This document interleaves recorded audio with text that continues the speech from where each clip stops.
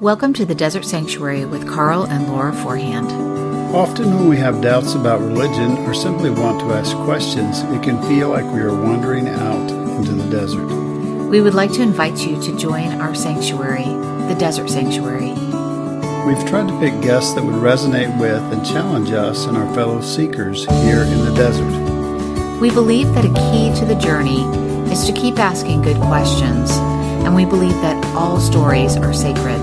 Our hope is that you will find life and healing for your body and mind, and that you will be able to be where you are and be who you are. And now, here is our show.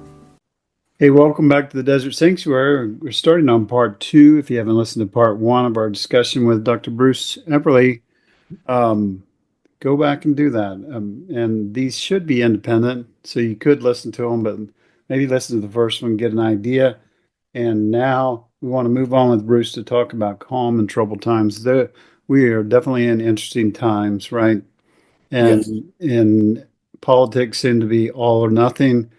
Battle lines, sides drawn, and religion in a way is also somewhat of a battleground right now, and our understanding of that. So fill us in, help us to have calm and troubled times. What's your advice? And I think this is something that one cannot talk about as being ivory tower. We're all living this right now, and especially those who were hoping for a different outcome in the election, who perceive America at its best as being a diverse country, many races, ethnicities, sexual identities, and see that as a good thing.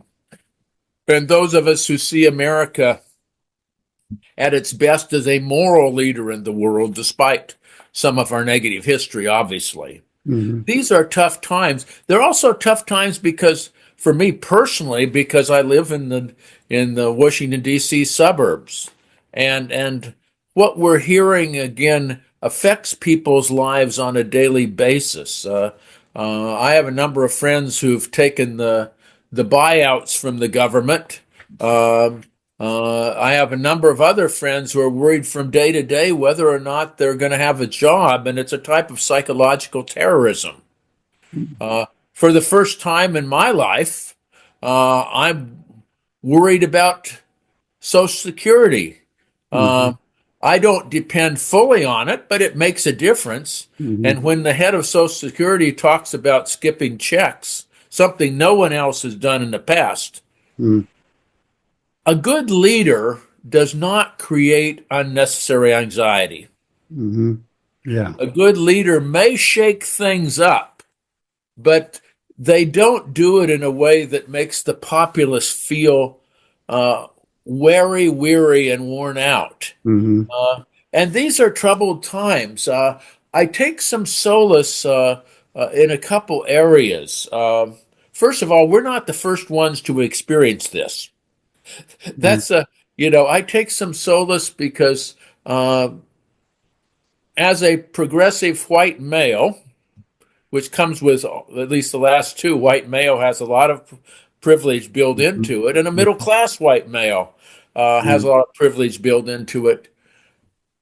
This is the first time in my life when people like me have not had a place at the table. That's a big deal psychologically. The people in power don't want us involved. They want to get rid of us. We're the libtards out there. We're the problem. You may not have liked George Bush or Ronald Reagan, and those are two presidents in my lifetime, but there was still a sense that conversation could occur. There was still a sense that they believed that they had strong opinions, and often different from my own, that we could still talk about it and not polarize. And so the waters are churning. The waters are churning. You have these lights go on, Carl. When something you already knew, you finally remember. Every bit of the Bible probably was written in a tough time. Hmm. There is no peace and quiet in the Bible. Hmm. There's no peace and quiet. The prophets, which is a good lot of the Hebraic scriptures, the First Testament, Old Testament, call it what you want. This is tough times. The Hmm. nation's in trouble. Hmm. People are starving, losing their houses. Many scholars believe that the creation stories were written during the Babylonian captivity or near that time, in which, you write about the ordering of the universe in Genesis 1, not because you're a scientist. Go ask Neil deGrasse Tyson about that. Not because you're a scientist, but because you want some sort of order in your spiritual life. And you want to believe that God is bigger than Nebuchadnezzar. That when you're in the fiery furnace, you're not alone. Hmm. Uh, the first century, many Christians misinterpret the New Testament, especially in the evangelical world or the conservative Christian world. I actually, Carl, don't even like to use the word evangelical anymore. It has absolutely no cachet to me. Right. It's been so abused. For me, evangelical means having a personal relationship with Jesus. And he walks with me and talks with me and tells me not just I'm his own, but the whole earth is my own and all creatures are his own. But it's not about whether or not somebody wears a dress. Hmm. It's not about the 10 transgender intercollegiate athletes. It's not about having a viewpoint that immigrants are vermin. I mean, that to me is just plain, I call that just conservative or fundamentalist or traditional Christianity. But I think that, again, look at the New Testament, it's a profoundly political book because the Jesus and the early church had no political power and were subject to the same struggles we are. Hmm.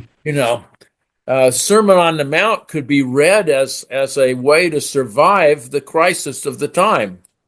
You Hmm. know, Um I'm a Bible person. I write lectionary commentaries and have written books on a number of the books in Scripture. Uh, I find that the Psalms are, speak to me. Psalm 46 is one of these, the foundations are shaking. The Hmm. city's in a tumult and city's in an Yeah. uproar. Boy, Right. that sounds familiar, doesn't it? Yeah. And then be still and know that I am God. Hmm. I mean, the psalmist surely must have been going through a tough time in their history, a time in which they felt that fight or flight response or that feeling that my soul is troubled by what's going on around me. And yet they say, be still and know that I am God, and God has been a refuge in the past. Or Psalm 8, Yeah. when you look at humankind, what are they? That you consider them. I mean, I believe every politician needs to read that. It basically says, you know, you're not much in the universe. Hmm. God is God and you aren't. Hmm.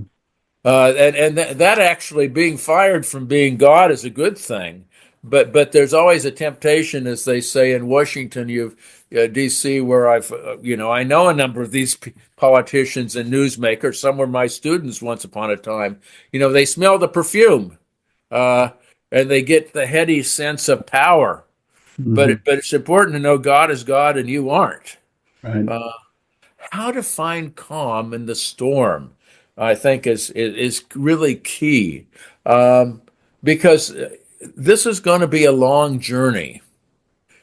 This is going to be a long journey in responding to the challenges. I get some solace from the civil rights movement. Um, Howard Thurman, as you know, is probably one of my favorite theologians and spiritual leaders. And of course, he grew up in Jim Crow, Florida, and when people's lives were devalued, and because of their race, and his saving grace was not only his grandmother and mother, and his grandmother was a former slave. She grew up as a slave, but the experience of holiness of the world around him, that the world around him, the winds blowing off the Atlantic Ocean in Daytona Beach, the tree he sat next to that he could pour his heart out to, is almost like a thin place, as the Celts would say, gave him peace amid the storm. I run into people all the time, since I'm in the DC area, who struggle with what they're feeling. And it's a type of deconstruction, interestingly enough, because a lot of what these people took for granted, a job for your lifetime, and they were good workers. These are not patronage people. These are not people that were promoted to cabinet posts because of their loyalty, not their ability. That's a different form of affirmative action, by the way.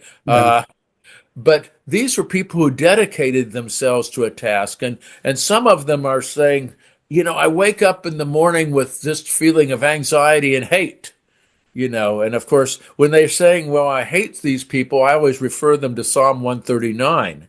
I have all these spiritual prescriptions. It's not the kind that grandma may have given you, read the Bible and take an aspirin, something like that, and it's going to be okay. Praise the Lord anyway. I don't believe that necessarily. But, here you have Psalm 139. And it's I go to the heavens, you are there. I go to the depths, you are there. You know me. I'm fearfully and wonderfully made. And then the psalmist said, oh, that you would slay the wicked. I hate them with a holy hatred. Right. And I always say, go read Psalm 139 and know that it's okay for you to have these feelings and that God is big enough for your anger. Yeah. And then the psalmist says, search me and know me. I mean, he's got brought back to how angry he is about this situation, and that it's not good for him to harbor the anger. It's not good for his health to harbor, or her health to harbor the anger.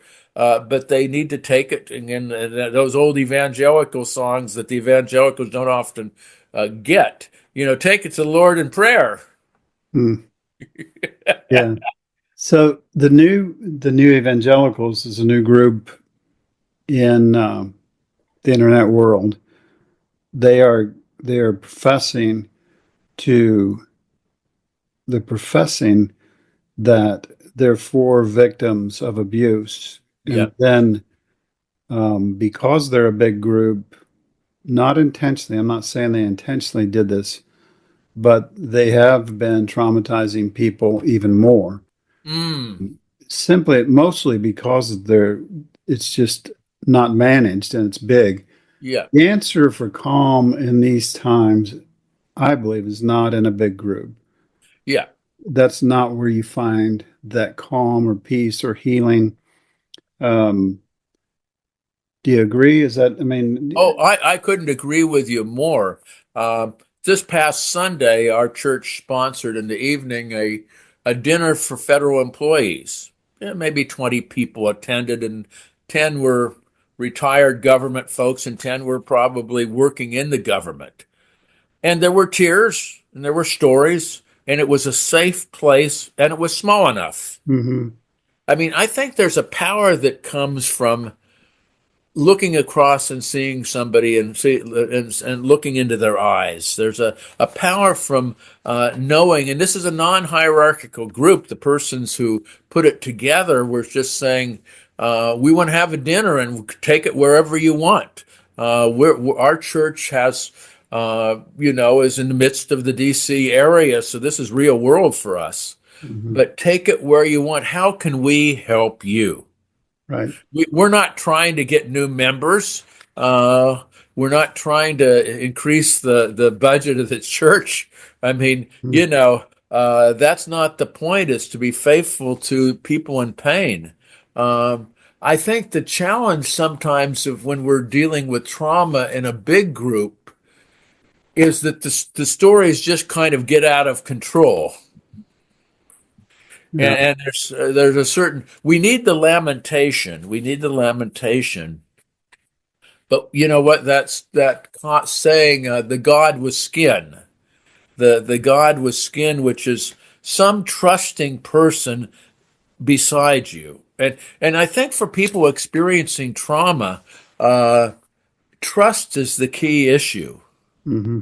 Trust. I mean, I think knowing that, and this is just pastoral care 101, and sadly, a lot of people who are pastors have never gotten pastoral care classes or even a desire for it, is you listen to the story, and you have to be in a small setting or a one-to-one setting. I'm a big fan of dealing with folks in challenges of saying, let's go on a walk. Yeah. I'm a fan of Jimmy Buffett, so changes in attitudes, changes in latitudes. Yeah. When you're moving, your mind starts moving. Yeah. And I think what you're describing is the difference between community and organizations. And you Yes, yes, created a community, albeit temporary, for those people at a time when they needed it. You listened to them, you affirmed them, you cried and hugged them. That's community, and that's what we have a yes, deep need for connection. We have need for community, but then we say, well, I'll trust the organization to provide yeah, that community when in fact it's generally faux community. It's not yeah. real Well, there is a because the certain organizational goals always come first, in my opinion. Yeah. And there's a And certain sense in which we have create our own sense of celebrities of trauma. Uh, you know, I'm going to tell you my trauma story on the big screen. mm-hmm, Uh, and there's a place for that. Both of us write books, and right. both of us write books that say a little bit about ourselves and our journeys. Mm-hmm, Uh, and yet we can't put ourselves as being the paradigm of trauma health, and you know, and I think the small group, especially if the leaders of such groups have the spirit of humility, um, that we none of us have ever gotten to the finish line yet.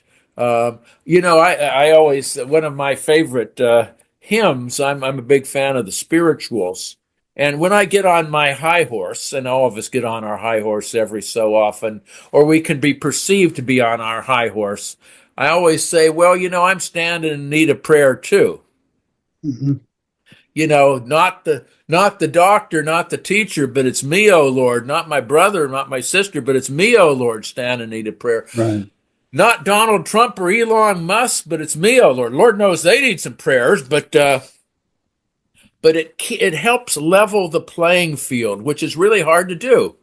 It's really hard to get out of your ego, to get out of your ego, to either have had more trauma than your neighbor, Mm-hmm, or of be further along than your neighbor.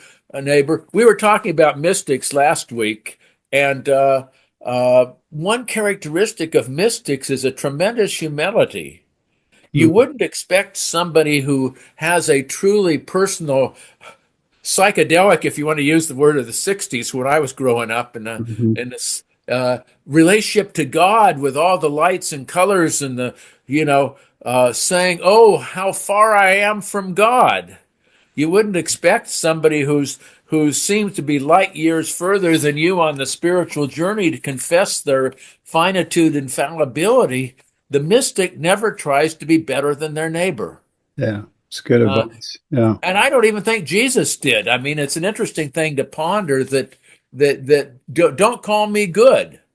Don't call me good, or as Dorothy Day once said, don't call me a saint because that's a way of making me irrelevant. Mm. I put on my dress too. I Yeah. don't usually put on my dress, but if there's I'm Scottish, so I'll put on a kilt. That might get me kicked out of some places to wear a kilt. But, the Scots have always known that a little dress was good on a man. Yeah. So we've kind of entitled this Calm in Troubled Times, something like that. Doesn't have a title on it yet, but um, there's there are people listening, there will be people listening that look at the political landscape right now, which seems like chaos and confusion and Yes. hopelessness in some cases.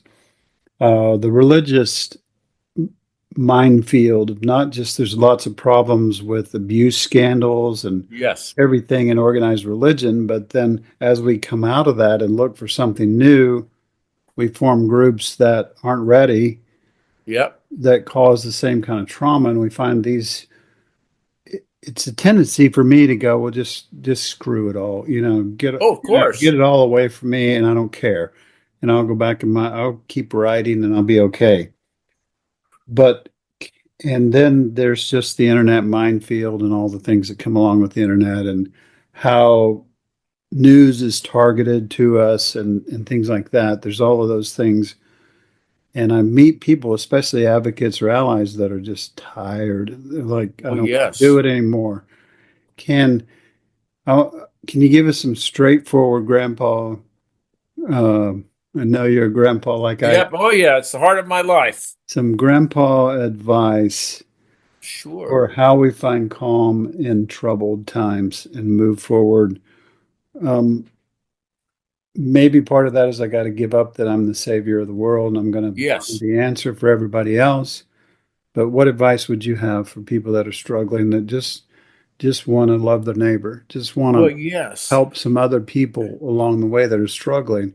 And most of us have those good intentions. Most people don't have bad Yeah. intentions.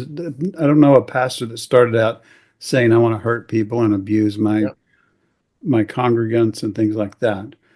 But we find ourselves here in 2025 with Project 25 implemented Yes. and in progress. Yes. We find our religious institutions in disarray. Um, People that say they're good aren't, Yep. et cetera, et cetera. And then the internet makes it Oh, yeah. good in some ways, but hard as hell in other ways. Well, So, yes. grandpa advice. Yes, one from one to another, Yeah. and the first one is say we're all on this journey together.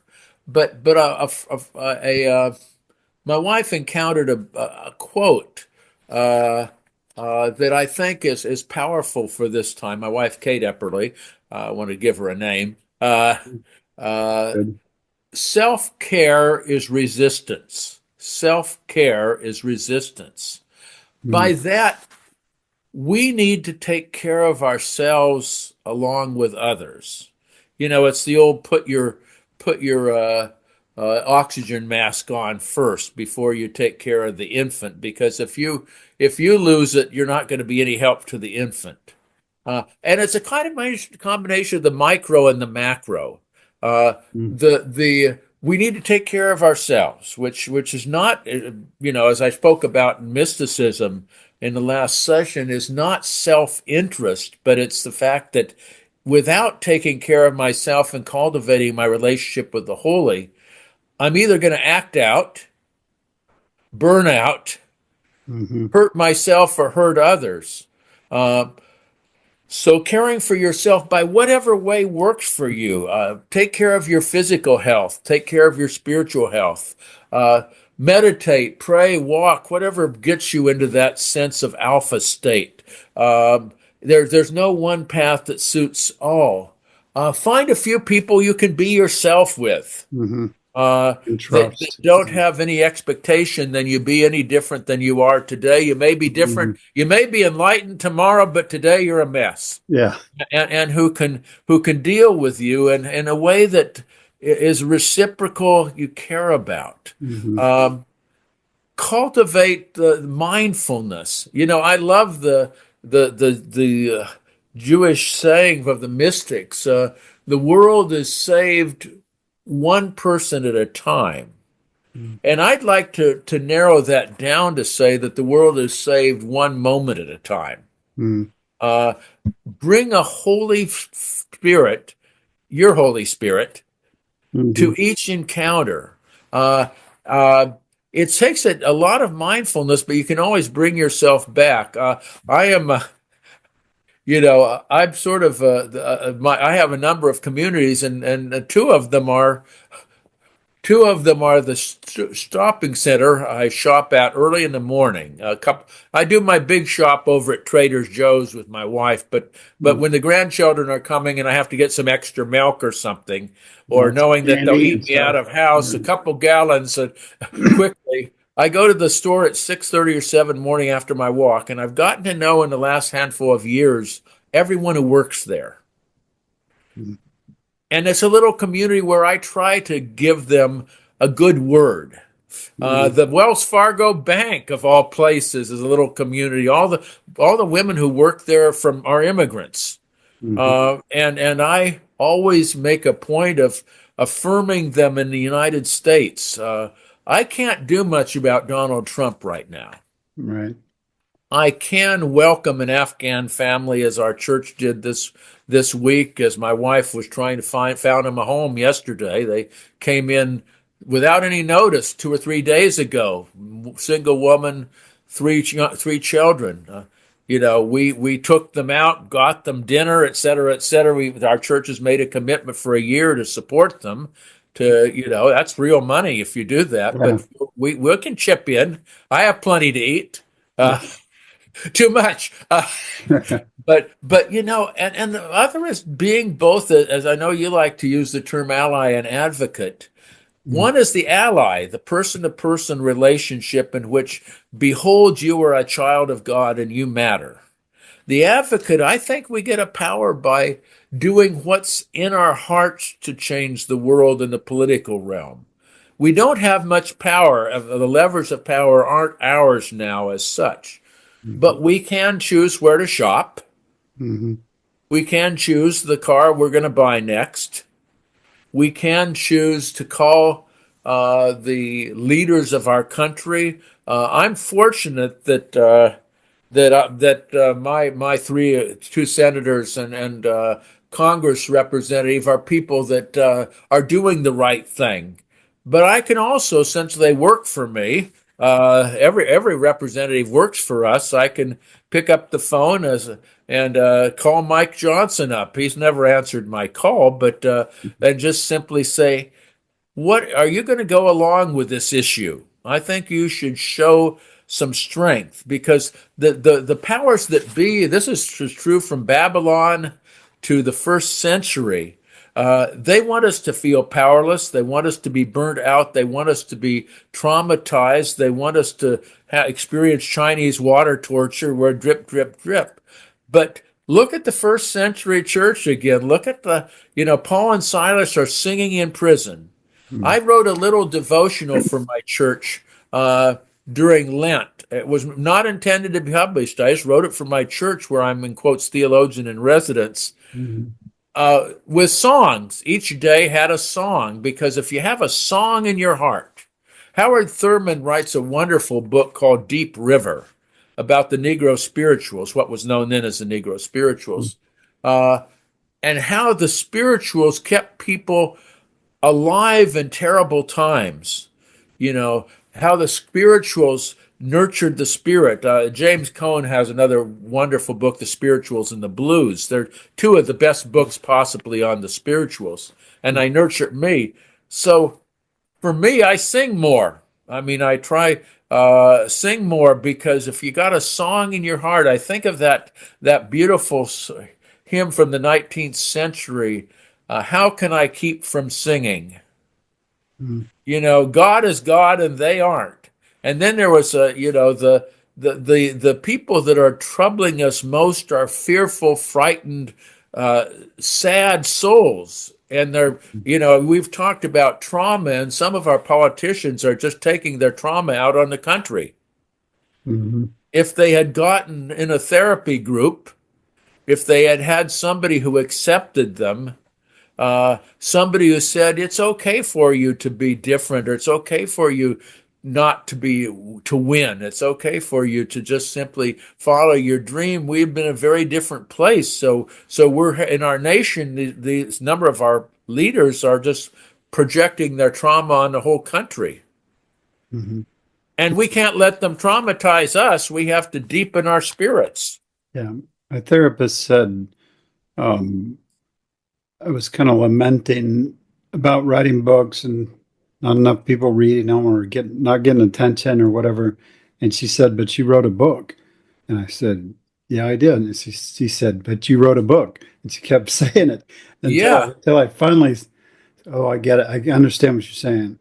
That, and what I hear you saying now is we do what we can yeah, and we realize, or hopefully we can understand that that's enough because yeah, that's what we can do. And yeah, now, if you go to the serenity prayer or other things like that, say, I just do what I can, and then that's enough. I have some close friends, even online, that I can be myself, that I can tell yeah, where I'm struggling, that I can confide in, and I trust them. And that's enough. I don't need all of the internet to yeah, like me. I don't need for all the politicians to do what I expect them to do yeah. because they usually don't. And even the ones I would support, I'm not always in favor. They're not perfect, and Yeah. So do what I can, and you got to call that good at some point, right? well, and I remember a story from Maya Angelou when she was in great distress early on in her life, and her teacher said, put her down, gave her a pencil, and said, think of all the things you're thankful for, from just breathing on. And Carl, you've not only written a book, you've written at least 10 of them, I think. So how many people in the country have published 10 books? I mean, you and I are kind of in the elite. They may refer to us as the elites or something like that. I Yeah. mean, I think again, even if you're selling a few less copies than Michael Crichton or James Patterson, even then, or the joke on me once, I wrote a book to challenge and a different alternative to the purpose-driven life, and the joke was that I had sold 29,995,000 fewer books than Rick Warren. I mean, the book sold 5,000, but my joke was always that part of it. But Yeah. by gum, there were 5,000 people who bought the book, Yeah. and you kind of say, one at a time, and I know you have had people come back and say that book really mattered. Yeah. World is saved one at a time. Yeah. Very good. I don't, don't want to force you into a platitude or something here. Um, but that there are listeners that are struggling and they're kind of down. And I have friends that are advocates and allies that, advocate and ally or if those are verbs, but then they all of a sudden have to take a step back and they go, I can't do it. Yeah, I'm yeah, worn out. I can't. And they take time off and they tend to their mental health and they do self-care. But I'm particularly interested in those people, those yes, genuine deconstructors that yes, just want to know the truth, just want to experience truth and so on, but they're tired and yeah, it's not that they're just distressed a little bit about politics. I mean, I think we're deeply tired and yes, and so I don't want to, like I said, I don't want to force you into a platitude or a catchy phrase, yeah, but sometimes those phrases help us. And again, kind of from the grandpa theologian yes, book writer, what yes. would you say to Okay. those people directly? Just a word of encouragement, maybe, or Well, yes, and of course, all of us are that person. Um, I think there's a couple phrases that come to me, not all that came from me, but came to me. But our task isn't to be successful, but to be faithful. mm, And faithfulness takes many forms. Remember the Sabbath. Remember that it's okay to remember. And again, I'm speaking to people who have some broad sense that the universe has a moral arc to it, that the mhm, universe has a spiritual arc to it. Call it by whatever name you want to. right, Uh, that it's okay to take a holiday um, because it's rest is built into the universe. yeah, Uh, It's okay to spend time loving your wife, or husband, or companion. It's okay to sit back and read a book that neither toils nor spins. I always have a mystery book, at least, or a detective book I'm reading that serve no other purpose than pure enjoyment. Mm. It's okay to take a nap. Yeah. Self-care is resistance. Mm. And again, right after his attempt on the kill of King, if somebody had stabbed him in Harlem early on in his civil rights time, and he was getting better, and Howard Thurman came to visit him and said, "You need to take a few weeks off now. You need to take a few weeks off to gather your bearings again." Mm-hmm. And again, the tortoise and the hare is an interesting story because both of them make it to the finish line. And there's nothing wrong with being a hare, but Right. sometimes you can be methodical and stop and slow, one step at a time. Mm-hmm. Yeah, it's good. Dr. Bruce, I appreciate your insight so far. We're going to wrap up episode 2 here, and hopefully we're going to continue on depending on how much energy you and I have, right? Yep, that's right. There's always tomorrow. Yeah, that's right. But I want to thank you for being on, and for the listeners out there, as always, we want to remind you to be where you are, be who you are, and be at peace. Thank you for joining us today on the Desert Sanctuary podcast. Remember, all who wander in the desert are not lost. We believe all of our stories are sacred. We are always here if you need someone to hear your story. Check out our blog on Pathos and also our YouTube channel. And stay tuned for our Leaning Forward conference. Remember, we love you. And be at peace.